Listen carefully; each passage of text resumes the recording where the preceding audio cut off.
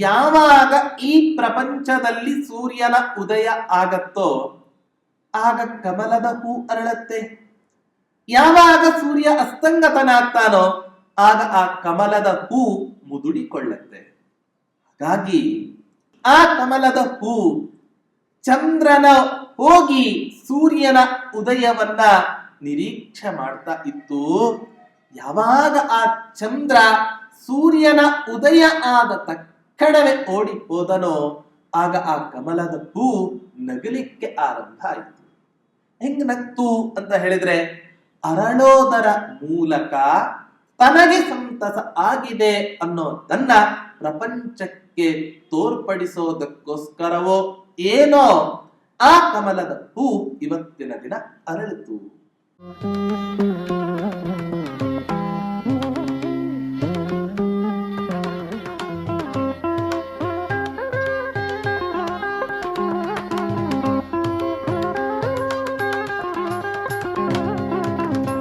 ಪೂಜ್ಯಾಯ ರಾಘವೇಂದ್ರಾಯ ಸತ್ಯ ಧರ್ಮ ರತಾಯ ಚ ಭಜತಾಂ ಕಲ್ಪವೃಕ್ಷಾಯ ನಮತಾಂ ಕಾಮಧೇನವೇ ದುರ್ವಾದಿಧ್ವಾಂತರವಯೇ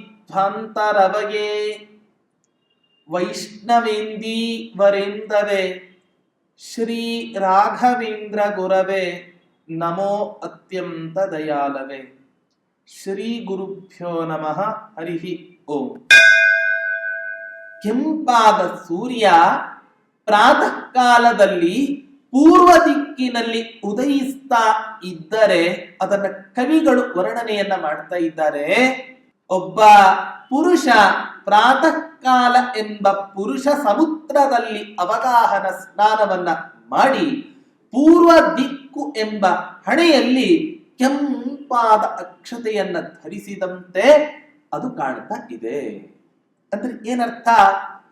ಸೂರ್ಯ ಯಾವತ್ತೂ ಕೂಡ ಉದಯಿಸಬೇಕಾದರೆ ಕೆಂಪಾಗಿ ಇರ್ತಾನೆ ಅನ್ನೋದನ್ನ ವರ್ಣನೆ ಕವಿಗಳು ಈ ರೀತಿಯಾಗಿ ಮಾಡ್ತಾ ಇದ್ದಾರೆ. ಹೀಗೆ ವರ್ಣನೆಯನ್ನ ಮಾಡ್ತಾ ಮುಂದಿನ ಶ್ಲೋಕದಲ್ಲಿ ಆ ಸೂರ್ಯೋದಯ ಸಮಯದಲ್ಲಿ ಯಾವ ಯಾವ ರೀತಿ ನಮಗೆ ಆಕಾಶವು ಕಾಣಿಸುತ್ತೆ, ಯಾವ ರೀತಿ ತೋರುತ್ತೆ ಅನ್ನೋದನ್ನ ಕವಿಗಳು ಹೇಳ್ತಾ ಇದ್ದಾರೆ.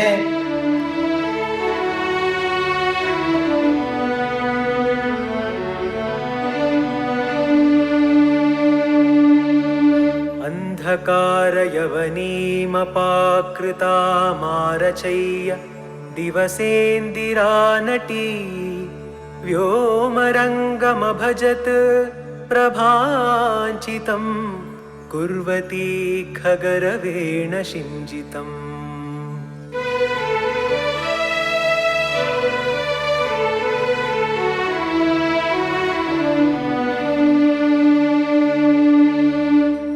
ಒಬ್ಬ ನರ್ತಕಿ ತನ್ನ ಅನೇಕ ವರ್ಷಗಳ ಕಾಲ ಗುರುಗಳ ಹತ್ತಿರ ನೃತ್ಯ ವಿದ್ಯೆಯನ್ನ ಕಲಿತಾಳೆ. ಆ ನೃತ್ಯ ವಿದ್ಯೆಯನ್ನ ಕಲಿತ ಮೇಲೆ ರಂಗಪ್ರವೇಶ ಅನ್ನೋದರ ಮೂಲಕ ಇಡೀ ಪ್ರಪಂಚಕ್ಕೆ ತನ್ನ ಆ ವಿದ್ಯೆಯ ಪ್ರತಿಭೆಯನ್ನ ಸಮಾಜದ ಮುಂದೆ ಇಡಲಿಕ್ಕೆ ಪ್ರಯತ್ನ ಪಡ್ತಾಳೆ. ಹೇಗ್ ಬರ್ತಾಳೆ ಆ ನರ್ತಕಿ? ರಂಗಮಂಟಪಕ್ಕೆ ಆ ನರ್ತಕಿ ಯಾವ ರೀತಿಯಾಗಿ ಬರ್ತಾಳೆ ಅಂದರೆ, ಒಂದು ಪರದೆ ಇರುತ್ತೆ, ಕಪ್ಪಾದ ಪರದೆ. ಆ ಕಪ್ಪಾದ ಪರದೆಯನ್ನ ಸರಿಸಿ ಕಾಲಿನಲ್ಲಿ ಝಲ್ ಝಲ್ ಅಂತ ಶಬ್ದ ಮಾಡುವಂತಹ ಆ ಗೆಜ್ಜೆಯನ್ನ ಧರಿಸಿಕೊಂಡು ಬಂದು ನರ್ತನಕ್ಕೋಸ್ಕರವೇ ನಿರ್ಮಾಣ ಮಾಡಿದ ಯಾವ ಆ ರಂಗಮಂಟಪ ಇದೆ, ಆ ರಂಗಮಂಟಪಕ್ಕೆ ಆ ನರ್ತಕಿ ಬಂದು ತನ್ನ ಆ ನೃತ್ಯವನ್ನ ಪ್ರದರ್ಶನ ಮಾಡಿ ಎಲ್ಲ ಪ್ರೇಕ್ಷಕರಿಗೂ ಕೂಡ ಆನಂದವನ್ನ ಉಂಟು ಮಾಡ್ತಾಳೆ. ಹೇಗೋ ಅದರಂತೆ ದಿವಸ ಎಂಬ ಲಕ್ಷ್ಮಿ ಅಂದ್ರೆ ಆ ನರ್ತಕಿ ನೃತ್ಯವನ್ನ ಮಾಡಬೇಕಾಗಿದೆ.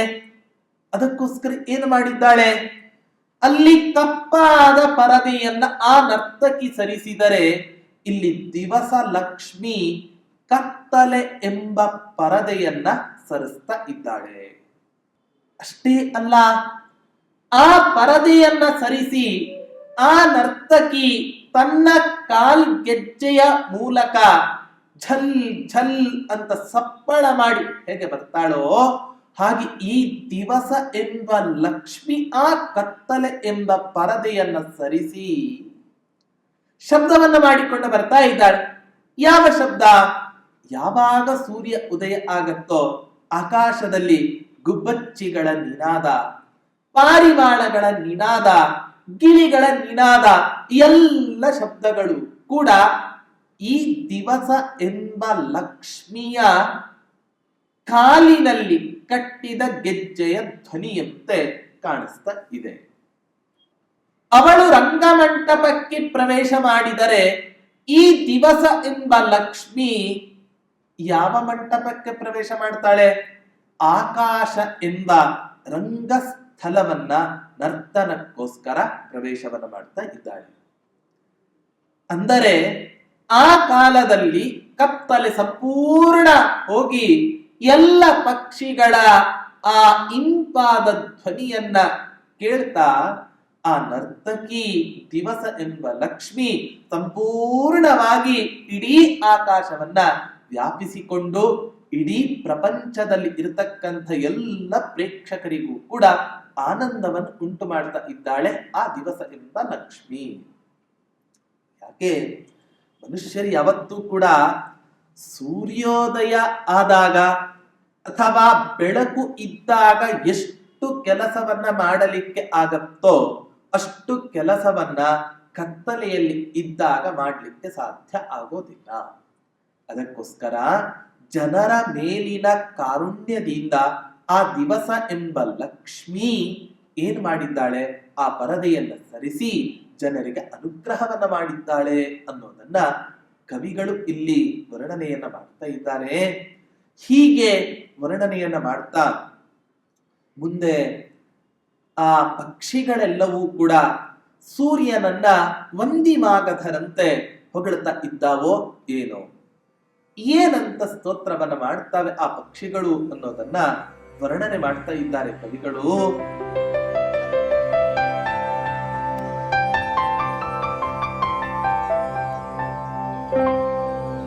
ಅಂಧಕಾರ ರಿಪು ಭೂಮಿ ಭೃತ್ಗಣಂ ಜೇತುಮುತ್ಕ ಮನಸೋ ವಿಭಾವಸೋ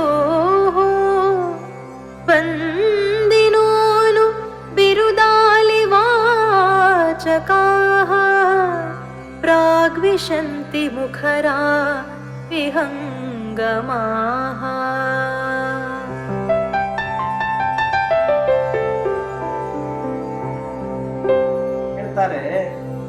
ಒಬ್ಬ ರಾಜ ಇನ್ನೊಂದು ರಾಜ್ಯದ ಮೇಲೆ, ಇನ್ನೊಂದು ದೇಶದ ಮೇಲೆ, ಶತ್ರು ರಾಜರ ಮೇಲೆ ಆಕ್ರಮಣವನ್ನ ಮಾಡಲಿಕ್ಕೆ ತನ್ನ ದೇಶದ ರಾಜ ಹೊರಟ ಅಂತ ಹೇಳಿದ್ರೆ ಅವನ ಆತ್ಮವಿಶ್ವಾಸವನ್ನ ಹೆಚ್ಚಿಸೋದಕ್ಕೋಸ್ಕರ ವಂದಿಮಾಗಧರು ಸ್ತೋತ್ರವನ್ನ ಮಾಡ್ತಾರೆ ಆ ರಾಜನ ಪರಾಕ್ರಮಗಳನ್ನು.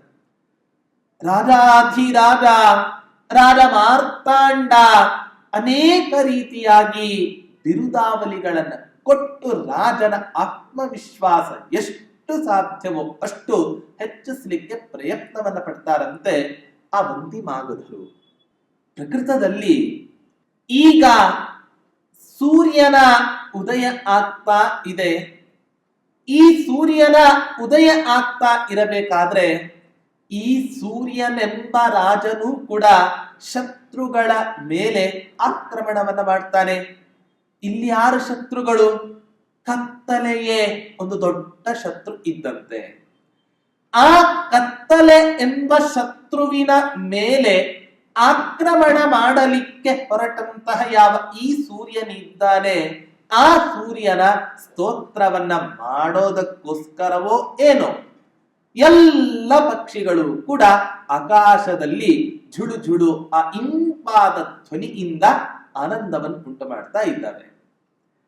ಯಾವ ಈ ಪ್ರಾತಃ ಕಾಲದಲ್ಲಿ ಪಕ್ಷಿಗಳು ಆಕಾಶದಲ್ಲಿ ಒಂದು ದಿಕ್ಕಿನಿಂದ ಇನ್ನೊಂದು ದಿಕ್ಕಿನೆಡೆ ಹಾರಿ ಹೋಗ್ತಾವೋ, ಆ ಹಾರಿ ಹೋಗಬೇಕಾದ್ರೆ ಯಾವ ಧ್ವನಿಯನ್ನು ಮಾಡ್ತಾ ಇದ್ದಾವೋ ಅದು ತಮ್ಮ ರಾಜನಾದ ಯಾವ ಸೂರ್ಯನಿದ್ದಾನೆ ಅವನನ್ನ ಹೊಗಳ್ತಾ ಇದ್ದಾವೋ ಏನೋ. ಯಾಕೆ? ಕತ್ತಲೆ ಎಂಬ ಶತ್ರು ರಾಜರ ಮೇಲೆ ಆಕ್ರಮಣವನ್ನ ಮಾಡೋದಕ್ಕೋಸ್ಕರ ಈ ಸೂರ್ಯ ಹೊರಟಿದ್ದಾನೆ. ಆಗ ಸೂರ್ಯ ಎಂಬ ರಾಜನಿಗೆ ಆತ್ಮವಿಶ್ವಾಸ ಇಮ್ಮಡಿಯಾಗಿ ಕತ್ತಲೆಯನ್ನು ಸಂಪೂರ್ಣವಾಗಿ ನಾಶ ಮಾಡಿ ಜನರಿಗೆಲ್ಲರಿಗೂ ಕೂಡ ಅನುಗ್ರಹವನ್ನು ಉಂಟು ಮಾಡ್ತಾನೆ, ಅನುಕೂಲವನ್ನು ಉಂಟು ಮಾಡ್ತಾನೆ. ಹಾಗಾಗಿ ಸೂರ್ಯ ತಾನು ಉದಯಿಸೋದಕ್ಕಿಂತ ಮುಂಚೆಯೇ ತನ್ನ ವಂದಿಮಾಗಧರನ್ನ ಕಳುಹಿಸಿ ತನ್ನ ಮಹಿಮೆಯನ್ನ ಹೊಗಳಿಸಿ ಇಡೀ ಪ್ರಪಂಚಕ್ಕೆ ಪರಿಚಯ ಮಾಡೋದಕ್ಕೋಸ್ಕರವೋ ಏನೋ ಆ ಎಲ್ಲ ಪಕ್ಷಿಗಳು ಕೂಡ ಆಕಾಶದಲ್ಲಿ ಜಿಲಿ ಜಿಲಿ ಇಂಪಾದ ಧ್ವನಿಯನ್ನ ಮಾಡ್ತಾ ಹಾರ್ತಾ ಇದ್ದಾವೋ ಏನೋ ಅನ್ನೋದನ್ನ ಕವಿಗಳು ವರ್ಣನೆಯನ್ನ ಮಾಡ್ತಾ ಇದ್ದಾರೆ. ಹೀಗೆ ವರ್ಣನೆಯನ್ನ ಮಾಡ್ತಾ ಯಾವಾಗ ಈ ಪ್ರಪಂಚದಲ್ಲಿ ಕತ್ತಲೆ ಕಳೆದು ಸೂರ್ಯನ ಉದಯ ಆಗತ್ತೋ ಆಗ ಸಹಜವಾಗಿ ಕಮಲದ ಹೂಗಳು ಅರಳಲಿಕ್ಕೆ ಆರಂಭ ಆಗ್ತವೆ. ಆ ಕಮಲದ ಅರಳುವಿಕೆ ಯಾವ ರೀತಿ ಇದೆ ಅನ್ನೋದನ್ನ ನಿರೂಪಣೆ ಮಾಡ್ತಾ ಇದ್ದಾರೆ.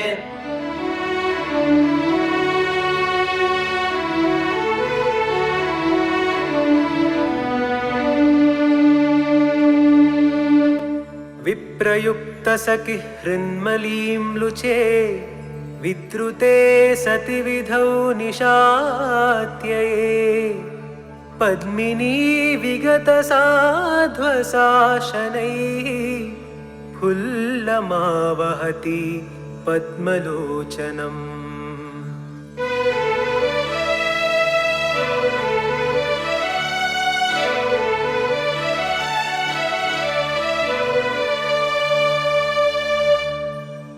ಯಾವಾಗ ಈ ರಾತ್ರಿ ಕಾಲದಲ್ಲಿ ನಕ್ಷತ್ರಾಧಿಪತಿ ನಕ್ಷತ್ರಗಳಿಗೆ ಒಡೆಯನಾದ ಚಂದ್ರ ಉದಯಿಸ್ತಾನೋ ಆಗ ಯಾರೋ ಒಬ್ಬ ನಾಯಕ ಆಗಷ್ಟೇ ನೂತನವಾಗಿ ವಿವಾಹ ಆಗಿರಬಹುದು, ಅಂಥ ಒಬ್ಬ ಪುರುಷ ತನ್ನ ಮಡದಿಯನ್ನ ಬಿಟ್ಟು ಹೋದಾಗ ಆಗ ಆ ಮಡದಿ ತನ್ನ ಗಂಡನ ನೆನಪನ್ನ ಮಾಡಿಕೊಳ್ತಾ ಅತ್ಯಂತ ದುಃಖವನ್ನ ಅನುಭವಿಸ್ತಾಳಂತೆ.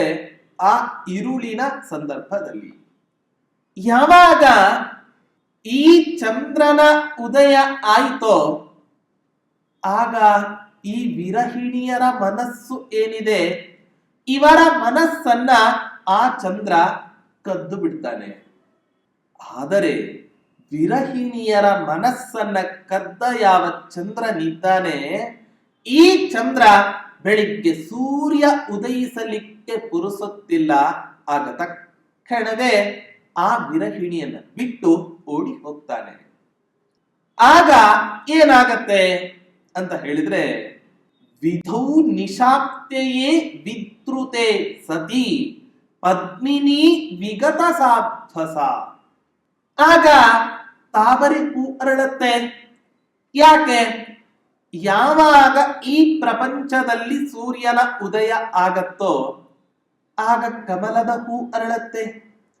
ಯಾವಾಗ ಸೂರ್ಯ ಅಸ್ತಂಗತನಾಗ್ತಾನೋ ಆಗ ಆ ಕಮಲದ ಹೂ ಮುದುಡಿಕೊಳ್ಳತ್ತೆ. ಹಾಗಾಗಿ ಆ ಕಮಲದ ಹೂ ಚಂದ್ರನ ಹೋಗಿ ಸೂರ್ಯನ ಉದಯವನ್ನ ನಿರೀಕ್ಷೆ ಮಾಡ್ತಾ ಇತ್ತು. ಯಾವಾಗ ಆ ಚಂದ್ರ ಸೂರ್ಯನ ಉದಯ ಆದ ತಕ್ಷಣವೇ ಓಡಿ ಹೋದನೋ ಆಗ ಆ ಕಮಲದ ಹೂ ನಗಲಿಕ್ಕೆ ಆರಂಭ ಆಯಿತು. ಹೆಂಗ್ ನಗ್ತು ಅಂತ ಹೇಳಿದ್ರೆ ಅರಳೋದರ ಮೂಲಕ ತನಗೆ ಸಂತಸ ಆಗಿದೆ ಅನ್ನೋದನ್ನ ಪ್ರಪಂಚಕ್ಕೆ ತೋರ್ಪಡಿಸೋದಕ್ಕೋಸ್ಕರವೋ ಏನೋ ಆ ಕಮಲದ ಹೂ ಇವತ್ತಿನ ದಿನ ಅರಳಿತು. ಹೀಗೆ ಚಂದ್ರ ಹೇಗ್ ಓಡಿ ಹೋದ ಅಂತ ಕೇಳಿದ್ರೆ, ಈ ಕಳ್ಳರೆಲ್ಲ ಯಾವ ರೀತಿಯಾಗಿ ಬೆಳಕಾದ ತಕ್ಷಣ ಓಡಿ ಹೋಗ್ತಾರೋ, ಯಾಕೆ? ಕಳ್ಳರ ಅಸ್ತಿತ್ವ ಕೇವಲ ರಾತ್ರಿ ಕಾಲದಲ್ಲಿ ಮಾತ್ರ ಇರುತ್ತೆ. ಅದೇ ಕಳ್ಳರು ಬೆಳಿಗ್ಗೆ ಆದ ತಕ್ಷಣವೇ ಯಾವ ರೀತಿ ಓಡಿ ಹೋಗ್ತಾರೋ ಅದೇ ರೀತಿ ಈ ಚಂದ್ರನೂ ಕೂಡ ಕಣ್ಮರೆ ಆದ. ಆಗ ಆ ವಿರಹಿಣಿ ಸ್ತ್ರೀಯು ಕೂಡ ಯಾವ ಆ ತನ್ನ ಮನಸ್ಸನ್ನ ಆ ಚಂದ್ರ ಕದ್ದಿದ್ದನೋ ಅದನ್ನು ಮತ್ತೆ ಪುನಃ ಸೆಳೆದುಕೊಂಡು ಮತ್ತೆ ಪುನಃ ತನ್ನ ನಿತ್ಯ ವ್ಯಾಪಾರಗಳಲ್ಲಿ ತೊಡಗ್ತಾಳೆ ಅನ್ನೋದನ್ನ ಕವಿಗಳು ವರ್ಣನೆಯನ್ನ ಮಾಡ್ತಾ ಇದ್ದಾರೆ. ಹೀಗೆ ವರ್ಣನೆಯನ್ನ ಮಾಡ್ತಾ ಮುಂದಿನ ಶ್ಲೋಕದಲ್ಲಿ ಚಕ್ರವಾಕ ಪಕ್ಷಿಗಳ ಒಂದು ಜೋಡಿಯನ್ನ ವರ್ಣನೆ ಮಾಡ್ತಾ ಇದ್ದಾರೆ. ಯಾವಾಗ ಸೂರ್ಯ ಉದಯಿಸಿದನೋ ಆಗ ಚಕ್ರವಾಕ ಪಕ್ಷಿಗಳು ಅತ್ಯಂತ ಸಂಭ್ರಮದಿಂದ ಕುಣಿದಾಡಿದ್ವು. ಏನು ಕಾರಣ ಇದಕ್ಕೆ ಅಂತ ಕೇಳಿದ್ರೆ ಅದಕ್ಕೋಸ್ಕರ ಹೇಳ್ತಾ ಇದ್ದಾರೆ,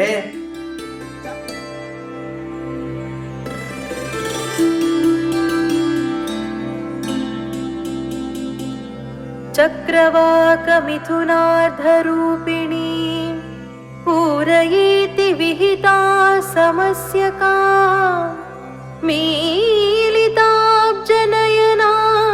ಶುಚಿ ಸ್ಮಿತಾ ಪೂರಯತ್ಯಹ ತಾಂ ಪಯೋಜಿನಿ.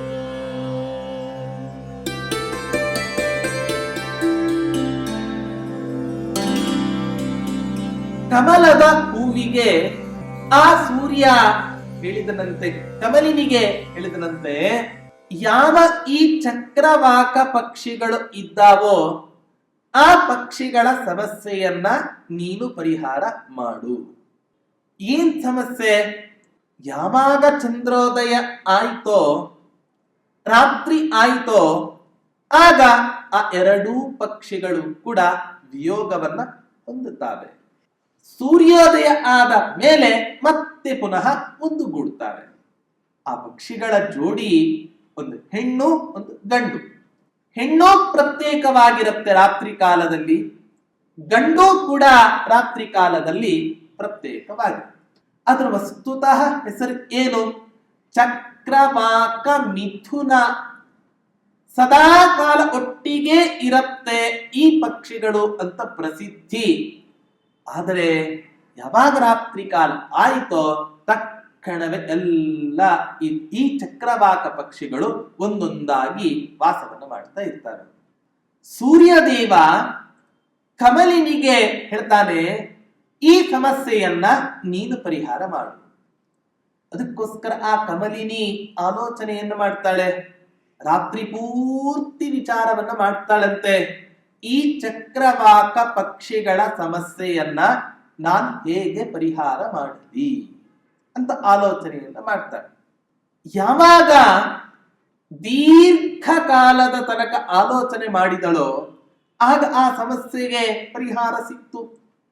ಏನ್ ಸಮಸ್ಯೆ ಪರಿಹಾರ ಅಂದ್ರೆ, ಯಾವಾಗ ಈ ಸೂರ್ಯೋದಯ ಆಗತ್ತೋ ಆಗ ಈ ಚಕ್ರವಾಕ ಪಕ್ಷಿಗಳ ಸಮಸ್ಯೆ ಪರಿಹಾರ ಆಗುತ್ತೆ ಅಂತ ಆಲೋಚನೆಯನ್ನ ಮಾಡಿ ತಕ್ಷಣವೇ ಸೂರ್ಯೋದಯ ಆಗತ್ತೆ. ಅದು ಆಗಿದ್ದಕ್ಕೆ ಸೂರ್ಯನಿಗೆ ಕೃತಜ್ಞತೆಯನ್ನ ಸಲ್ಲಿಸೋದಕ್ಕೋಸ್ಕರ, ಅಂದ್ರೆ ನೀನು ಹೇಳಿದ ಕೆಲಸ ಆಗಿದೆ ಅನ್ನೋದನ್ನ ತನ್ನ ಸಂತೋಷದ ಮೂಲಕ ವ್ಯಕ್ತಪಡಿಸೋದಕ್ಕೋಸ್ಕರ ಆ ಕಮಲಿನಿ ಅರಳಿ ನಿಂತು ನಗುವಿನ ಮುಖದಿಂದ ಆ ಸೂರ್ಯನನ್ನ ಕಾಯ್ತಾ ಇರ್ತಾಳೆ. ಯಾಕೆ? ಸೂರ್ಯೋದಯ ಆಯಿತು ಅಂದರೆ ಆ ಚಕ್ರವಾಕ ಮಿಥುನ ಪಕ್ಷಿಗಳು ಸದಾ ಕಾಲ ಒಟ್ಟಿಗೆ ಇರ್ತಾರೆ. ಅದನ್ನ ನೋಡಿ, ಆ ಜೋಡಿಯನ್ನು ನೋಡಿ ಸೂರ್ಯ ನಿನ್ನ ಆದೇಶವನ್ನ ಕಟಿಬದ್ಧನಾಗಿ ಶಿರಸ ವಹಿಸಿ ಈ ಆಜ್ಞೆಯನ್ನು ನಾನು ನೆರವೇರಿಸಿದ್ದೇನೆ ಅನ್ನೋದನ್ನ ತಿಳಿಸೋದಕ್ಕೋಸ್ಕರವೋ ಏನೋ ಆ ಕಮಲಿನಿ ಅತ್ಯಂತ ಸಂಭ್ರಮದಿಂದ ಅರಳಿ ಆ ಸೂರ್ಯನಿಗೆ ಹೇಳ್ತಾ ಇದೆಯೋ ಏನೋ ಅಂತ ವರ್ಣನೆಯನ್ನ ಮಾಡ್ತಾ ಇದ್ದಾರೆ.